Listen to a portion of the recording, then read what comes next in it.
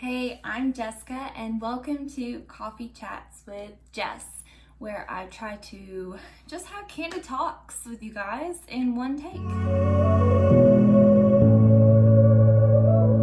I am so excited to be doing our first episode of Coffee Talks with Jess, and today I am finishing up my morning coffee, and my mug says, "She believed she could, so she did."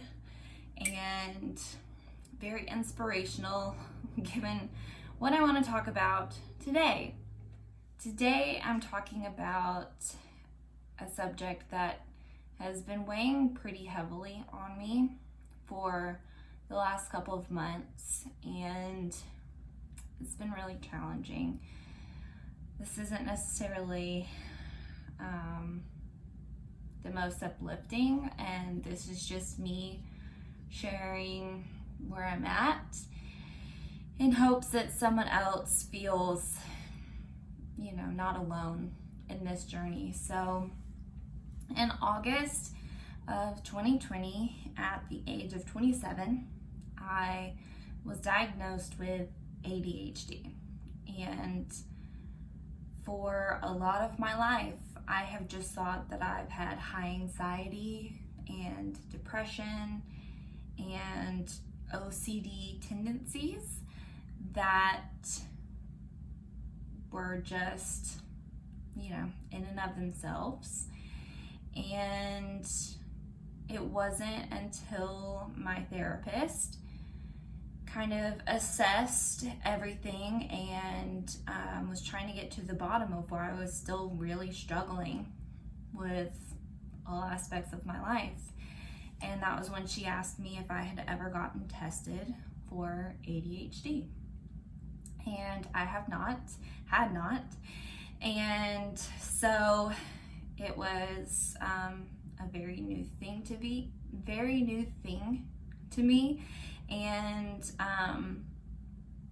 it's been a really tough pill to swallow. I haven't felt like I've had the most support from my parents in this. My mom is definitely way more accepting of it than my dad is, especially when it comes to treatment.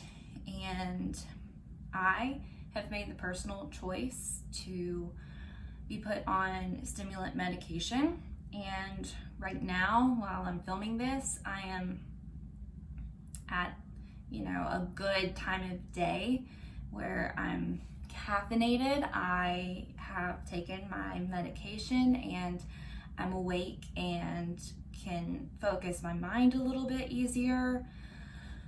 And I'm really blessed and thankful that I received this diagnosis, but it has not come without its hardships. And one of those is the grief that has come along with all of this. When you are diagnosed with ADHD later in life, it's really challenging because you have this flood of emotions of you're angry that no one else saw it or caught it sooner. And then there's this just amount of grief and frustration and anger at the fact that you have struggled for all of these years, not knowing why you were struggling or how to get past and through that struggle, but you're just stuck to suffer in it. And for me, it was a thing where college is really where a lot of my ADHD issues began to arise. And I definitely, obviously, have had them my whole life, but just like many girls, it presents differently than it does in boys. And so in elementary, middle, high school, you're not the one that's pinpointed as the ADHD child. Most teachers pick up on the hyperactive kiddos, and leaning towards the inattentive presentation, it's more internal, or it is internal, and it's just like a commotion and a tornado kind of swirling thoughts in your brain all the time, and it's really overwhelming, and it makes it hard to focus. And somehow I made it through high school and graduated and had really good grades, but I fell apart in college when it came time for me to have a lot of self-management and self-regulation.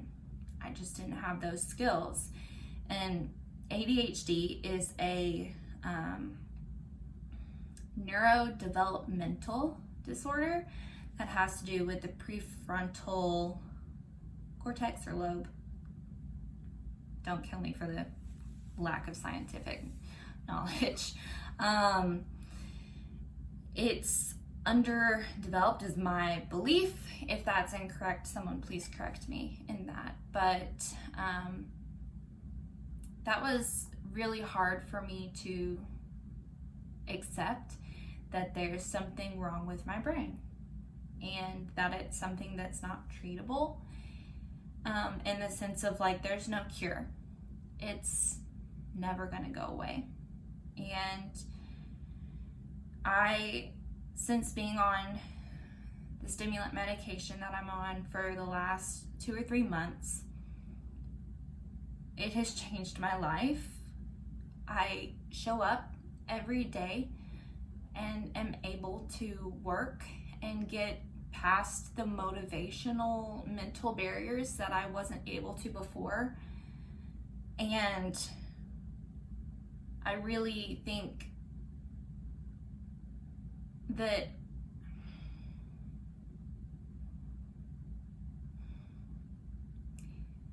getting this diagnosis has been the best thing that has happened to me, and stimulant medication has absolutely revolutionized my life. However, I think I thought that stimulant medication was going to be the thing that fixes more than it does. I knew going into this that stimulant medication was only a aid, a tool to help, but it doesn't help everything. It doesn't take away anything. It just helps quiet my mind so that I can focus and not be so overwhelmed and have an easier time taking action. But I still struggle with so much. I just look back on my life, my 27, almost 28 years of being on this earth, and all of the struggles that I have faced. I saw a TikTok yesterday that was someone that got diagnosed at 41 years old, and I mean, truly, you grieve for your childhood. There are so many days that I have cried and cried over the fact that had I just known sooner, my life would look so different than it does now. I feel like my business would be light years ahead of where it is. I went into college wanting to go into pharmacy school, and because of all of my ADHD symptoms and not knowing and not being treated, I literally had to withdraw from classes, and I couldn't handle the course load. And there's just so many things that I wish I could go back and do that I will never get back in my life. And that's really hard. It's really hard.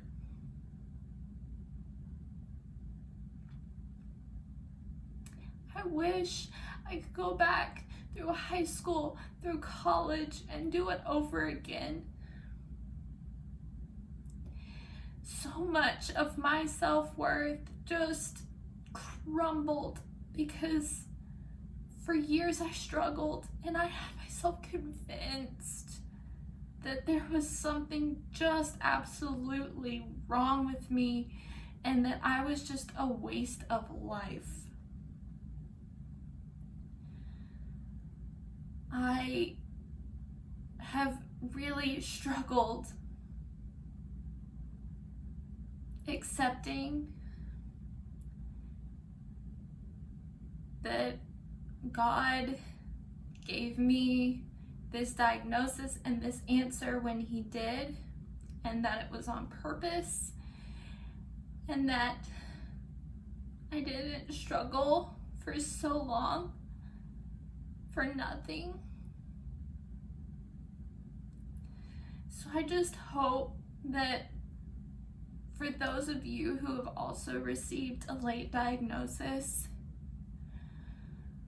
that you know that it's okay to feel sad, angry, frustrated, a range of emotions, and that it's okay to take time to grieve,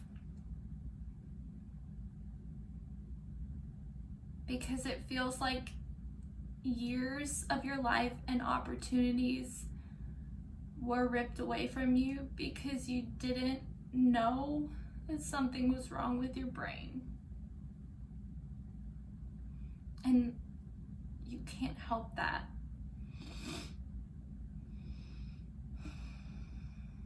I have good days where I feel incredible about myself because of what I've accomplished that day. And then I get slammed with waves of absolute grief. And it's tough, but like I said earlier, I am incredibly thankful that finally now I have the answers and I have the tools and I am being treated. It's like my life can finally get started.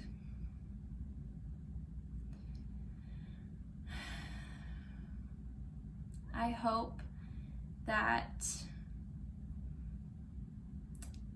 this helps anyone feel less alone. And if you don't have ADHD, I hope that maybe it was able to minimally educate you a little bit on some of the struggles that people with ADHD face. There are so many struggles and challenges that we face on a daily basis. And it can really tear you down. But we're strong. We can get through this. You're beautiful, loved, and so worthy. And I hope you have a good day.